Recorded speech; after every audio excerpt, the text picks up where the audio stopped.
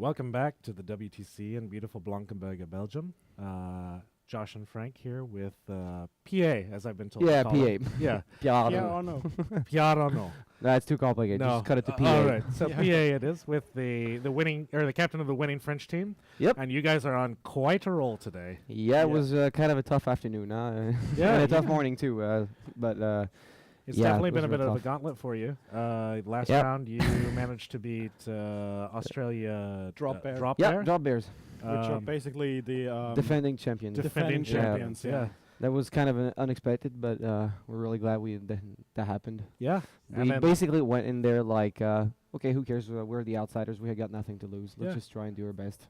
Well, I think this round you proved it wasn't a fluke because you beat Canada Goose, who is also one of the considered coming into this event one of the contender, the finals table. Yeah, it was really tough games. We had an awesome afternoon. Honestly, the games against the Australians and the games against the Canadians were really to the last bit. To give you an example, out of the last 5 games that we played against the Canadians, 2 went to VP. VP. Yeah. So I've never kill seen that points. happen in 2017. Seriously, I I haven't mean- seen it either. Yeah. Yeah. Yeah, and on my game playing against Ghost Fleet, I go to VP. I was sacrificed, so I'm really glad it came down to that. So. I was very impressed Thanks, with that's that very nice. with that play. We were trying to figure out in that game what happened with the Battle troll- engine. the ghost or the ghost pirates Black Brains. the Black Yep. Brains Yep. I'm sorry, that word escaped me because I expected Yeah. the Black Brains to kind of get into your infantry swarm, and yeah. then you lose I your agree. winter guard. When I analyzed the game, for me, my 2 lists, I have 2 little magical weapons. Right, yeah. So for me, Ghost Fleet is basically you auto lose, Right, except if you have the objective, right. which can give you magical weapons. And so when I analyzed the game before that, in my head, it's like if at some point I can try and snipe out Blackbane, the officer, Right. maybe I can turn the tide, but it's still really complicated. Yeah. So that happened actually. Oh wow. So at some point, I was waiting for the officer to be vulnerable, and it happened. Gave magical weapons to one guy. Checked with the judge while doing so that if I do a CRA starting from the guy that has the magical weapons, It will the whole remain CRA is magical, Yeah. which was the case. Jason confirmed, and so went for it. Gave him +2 signs of importance. Dead. So and then I was like, okay, so I can get rid of the Black Beans because I mean I can't do anything about he's gonna kill me one dude and then he's gonna be incorporeal. I mean back to corporeal. Right. Shoot him and so on. So that's why each turn I killed like 1 or 2 with Renegades walking in the back, killing But in melee. at least they didn't come back because you No. killed Black Bane before that. Exactly. Right. Okay. So if That's I what don't it manage was. to kill Black Bane, I mean it's game over in 4 turns. Yeah. So, Okay. Right. Yeah. And I committed my battle engine so that he had to put his to take her out, so that I could take out the battle engine. Right. His, meaning that he would have been a lot of difficulty to quickly kill my heavies. Right. And that paid off because we went down to the clock, Right. and it was close. So- It came down to victory points. Yeah. So you did actually you moved your battle engine Yeah. up that aggressively to either force him to Yeah. commit his battle engine to yours, or get a shot at the single pirates in the back. Yeah, my plan was to push him off and try to score on the bottom right as much as Okay. I could. That's why I sent the battle engine, cleared off all the pirates I could. Actually, my plan worked better than I expected because he was really aggressive his battle engine. Because normally, if he was back a little bit, he could have stayed out of walking distance with my Right. jug under his feet, my Okay. feet. Thing is that he had placement problems, so he had to be aggressive. It's not because he wanted to. It's Right. No, Uh, it looked like there was maybe 1 or 2 landing zones. for yeah, the exactly, Wraith and engine, so it turned out luckily for me. yeah. Well, I Yeah. think it wasn't just luck. I think you I had did my You best. had an excellent game plan. So But seriously, the objective is the key in that game.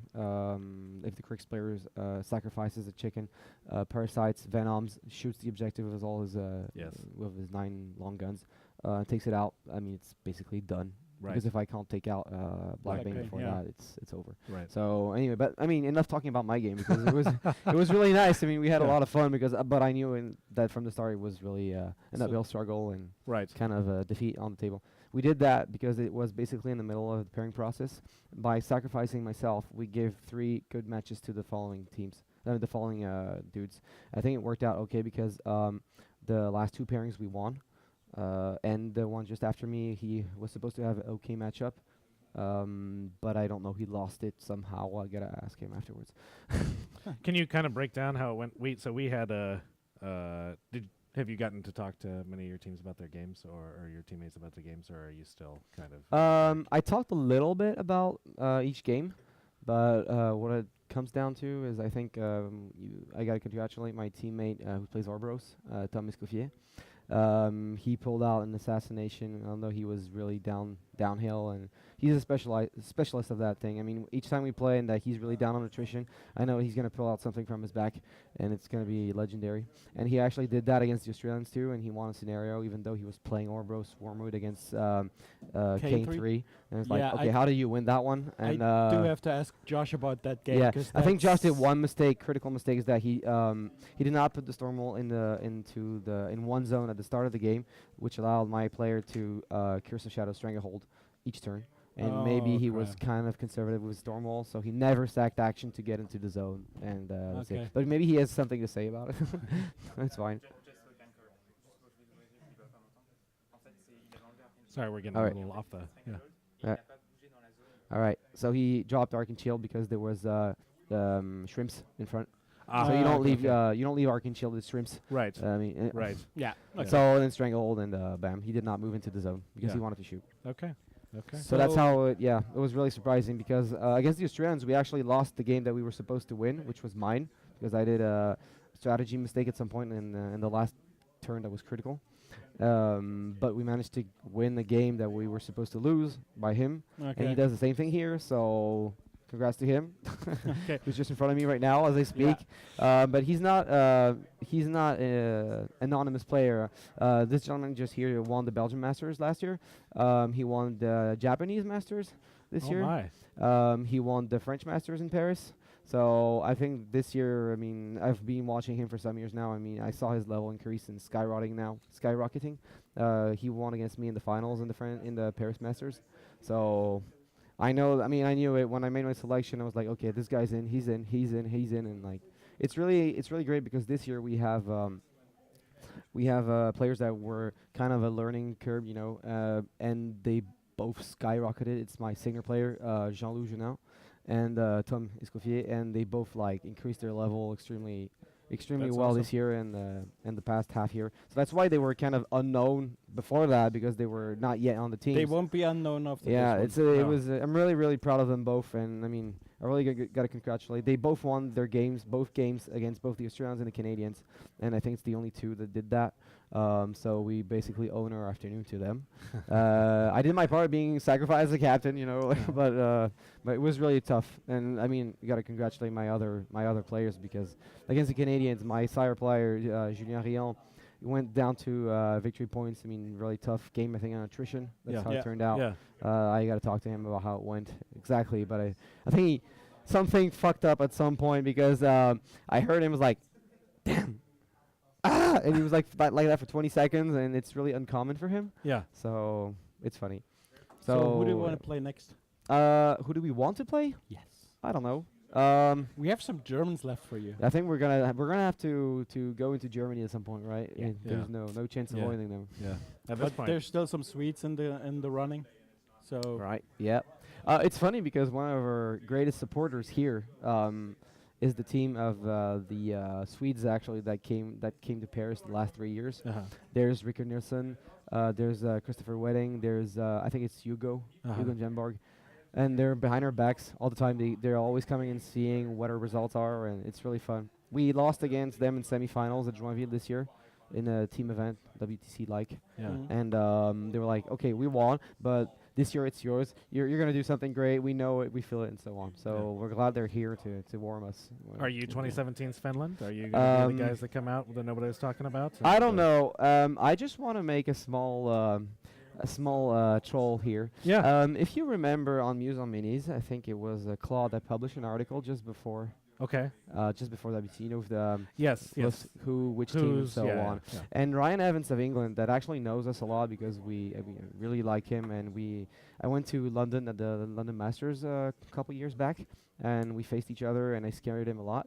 I didn't know he won, but since then we've known each other and saw ourselves at different events. Yeah. And we really like him. He likes us, and he said, you know, as his dark horse pick, he picked us. Yeah. And Claude went, France Asterix. I'm as surprised as you are.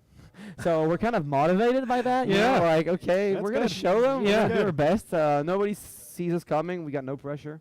The only pressure we have is the one we put on ourselves. Yeah. Another thing with the two players I just talked to you about earlier is that Yeah. they're really young and they have little experience in terms of WTC first. They never came. It's their first. And